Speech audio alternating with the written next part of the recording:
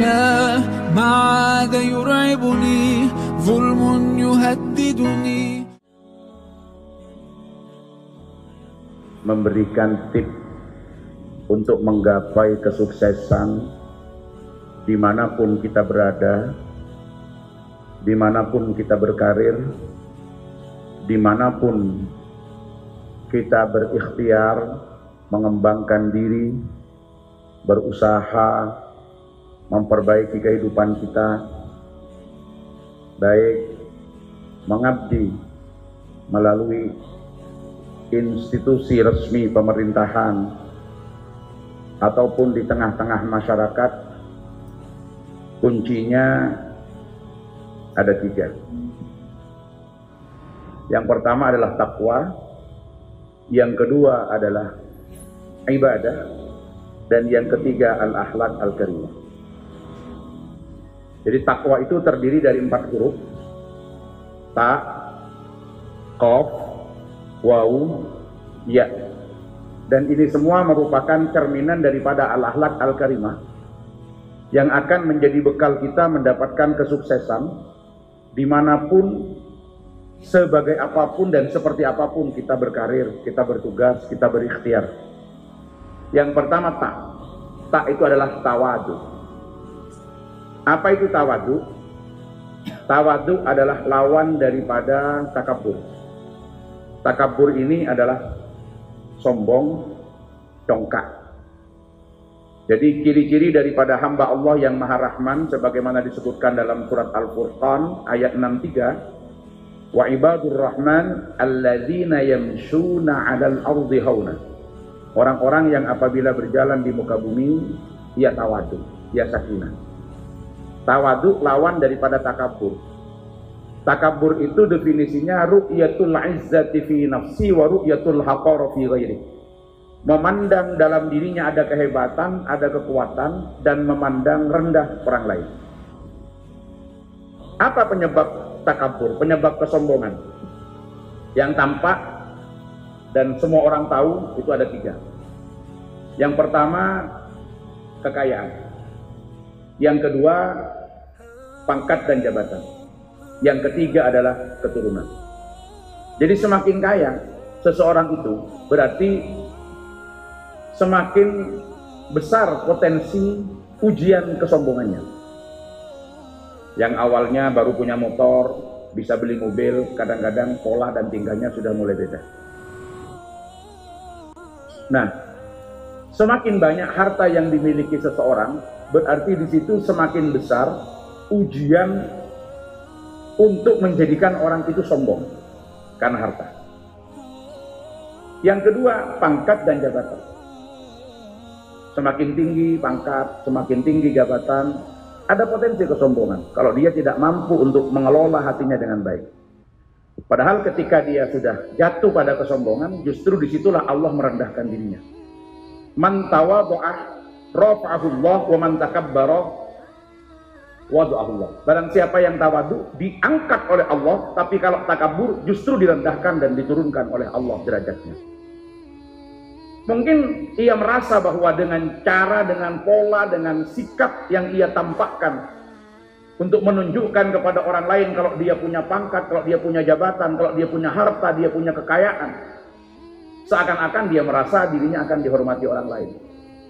Padahal di balik itu justru yang terjadi adalah dirinya direndahkan oleh Allah di mata orang lain. Walaupun secara formal mungkin orang akan menundukkan diri karena ada pada ikatan-ikatan ketentuan formal.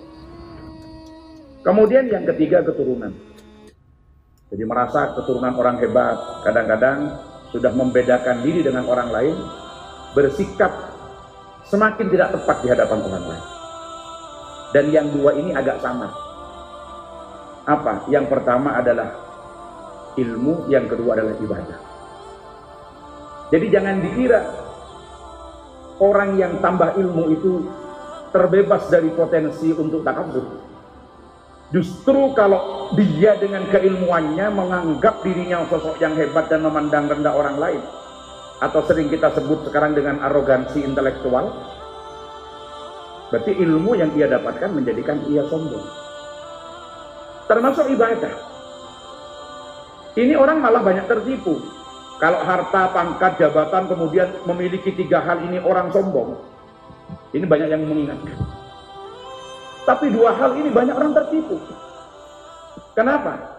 Ketinggian ilmu yang dimiliki, ketekunan ibadah yang ia lakukan, kalau kemudian menggeser hatinya dan tidak tepat menempatkan di hadapan orang lain, merasa dirinya adalah orang yang paling ahli surga, merasa dirinya sudah yang paling dekat dengan Allah, yang paling cocok dengan Nabi, kemudian merendahkan orang lain walaupun hanya dengan kata-kata yang tidak pantas disematkan pada orang lain, karena kita tidak tahu hakikatnya orang lain itu seperti apa, walaupun secara kasat mata dia bukan orang baik.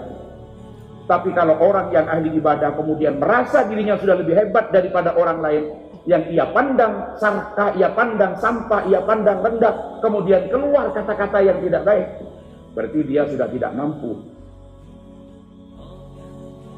untuk lolos dari ujian kesombongan melalui ibadahnya. Justru paling berat orang alim dan orang ahli ibadah yang terbebas dari kesombongan ini lebih berat, karena samar. Dia tidak merasa sombong dengan ilmunya, padahal kadang-kadang dia rendahkan orang lain yang dia anggap bodoh. Al-Ghazali mengatakan ciri orang tawadhu itu ada 4. Yang pertama, dia suka dikoreksi, suka dikritik. Jadi orang tawadhu senang kalau dikritik. Bahkan dalam bahasa yang lain, dia tidak pernah sakit hati kalau dicaci dan dimaki. Sebab kalau ada orang mencaci dia, memaki dia, ia anggap membantu dirinya menemukan kekurangannya. Karena manusia itu fitrahnya gampang mencari kesalahan orang lain, sulit mencari kesalahan dan kelemahan diri sendiri. Jadi kalau ada orang mencaci, ada orang memaki, ya dianggap itu hanya caranya yang kurang tepat, tapi dia akan berterima kasih sama yang mencaci dan memaki. Bisa jadi itu dijadikan sebagai titik tolak untuk melakukan perbaikan. Makanya Sayyidina Umar mengingatkan, semakin tinggi posisi seseorang justru semakin rawan. Kenapa? Karena dengan kewibawaannya, dengan kehebatannya, karena kesungkanan rakyatnya, kesungkanan anak buahnya, kalau dia melakukan kesalahan, tidak banyak orang yang berani mengingatkan. Makanya Sayyidina Umar begitu dipilih jadi khalifah, beliau nangis. Ketemu Hudzaifah bin Yaman, "Ma yubkika ya Amirul Mukminin, apa yang menjadikan kau menangis wahai Sayyidina Umar?" Sayyidina Umar menjawab, "Saya khawatir kalau saya berbuat kesalahan nggak ada yang berani mengingatkan saya. Itu yang saya khawatirkan." Akhirnya Hudzaifah bin Yaman bilang, "Kalau engkau melakukan kesalahan, dengan ujung pedang ini saya akan mengingatkan." Baru Sayyidina Umar tersenyum, karena yakin akan ada orang yang mengingatkan. Jadi ini cirinya. Yang kedua, ciri orang tawadhu itu, kalau memang dia sulit mendapatkan orang yang berani mengingatkan, mengkritiknya, apalagi mencacinya, maka ciri kedua orang yang tawadhu itu dia akan banyak introspeksi. Jadi kalau perlu setiap malam sebelum tidur dia akan sisihkan waktu, mungkin 5-10 menit untuk muhasabah. Apa yang saya lakukan hari ini sudah benar? Apa saya ini sudah benar cara bersyukurnya? Betapa banyak karunia nikmat yang telah Allah berikan kepada saya. Apakah sudah benar-benar mampu saya syukuri dengan baik? Dia akan banyak introspeksi. Kalau tidak ada orang yang berani mengingatkan. Kenapa? Karena ciri ketiga, orang yang tawadhu itu akan selalu melakukan perbaikan dan perbaikan. Dari mana modalnya? Kritikan orang lain atau hasil introspeksi diri. Karena kalau dia tidak tahu stepnya untuk melakukan perbaikan, dia bingung juga. Saya akan mulai dari mana untuk memperbaiki diri saya? Kenapa? Karena dia tidak mampu membaca kekurangannya. Tapi kalau ada orang jujur mengingatkan, atau dia menemukan kelemahan dari hasil introspeksi, disitulah dia akan melakukan perbaikan-perbaikan. Dan yang paling penting, ciri yang keempat, orang tawadhu itu akan memandang orang lain sebagai sosok yang selalu lebih penting bagi dirinya. Sehingga kalau ini yang dipakai, gak akan pernah ada orang sombong. Bagaimana seorang komandan, seorang bos lah di satu perusahaan, dia melihat satpam atau seorang pimpinan instansi formal di pemerintahan, taruhlah sebagai apa, gubernur atau camat gitu aja. Dia melihat ada satpam, ada satpol PP bertugas menjaga di pintu, yang setiap hari walaupun memang ada posnya, tapi begitu pimpinan datang, dia datang lari-lari bukakan pintu, kemudian nutup lagi, kadang-kadang kepanasan, kadang-kadang kehujanan. Maka sang pimpinan kadang berpikir, bisa jadi lebih baik ini pengabdiannya kepada bangsa dan negara daripada saya. Kenapa? Kalau saya datang ke kantor, pakai mobil yang mewah, pakai mobil yang nyaman lah, tidak kepanasan. Begitu saya datang nyampe di kantor, ternyata dia yang lari-lari bukakan mobil saya, dia yang bawakan tas saya, dia yang kemudian mempersilahkan saya duduk, dia yang kadang-kadang mengambilkan minum untuk saya. Kalau saya pulang, dia juga lari-lari bukakan pintu, kemudian menutupnya kembali. Kadang-kadang panas dia dijemur, kadang-kadang hujan dia juga rela kebasahan karena ingin mengambilkan payung untuk diri saya. Berarti lebih besar dia pengabdiannya kepada bangsa dan negara. Sementara fasilitas yang ia dapatkan sangat minim, gaji yang ia dapatkan tidak hanya 1/10-nya daripada yang saya dapatkan.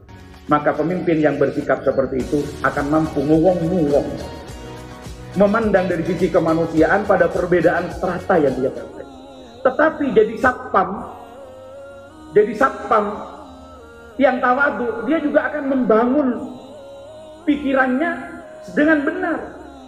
Memang saya di panasnya, memang saya kadang-kadang kehujanan, memang saya datang lebih awal, pulang lebih akhir, memang saya yang lari-lari, fasilitas yang saya dapatkan seadanya, gaji saya jauh dengan pimpinan saya. Tapi kalau saya kan yang saya pikirkan hanya pekerjaan saya dan tanggung jawab saya terhadap pekerjaan saya, yang penting itu selesai. Tapi kalau pimpinan saya, walaupun dia di mobil, walaupun dia di jalan, tentu tidak pernah selesai berpikir, karena yang ia pikirkan bukan nasib satu orang, tetapi yang dipikirkan adalah seluruh anak buahnya dan bagaimana menjaga marwah institusinya agar bisa melaksanakan tugas dengan baik dalam pengabdiannya kepada negara. Maka tidak bisa dihitung berapa ia lebih mulia daripada saya. Maka anak buah yang seperti itu akan hormat zahir batin kepada pimpinannya, tapi pimpinan yang tawadhu akan menghargai terhadap anak buahnya karena dipandang adalah sisi kemanusiaan.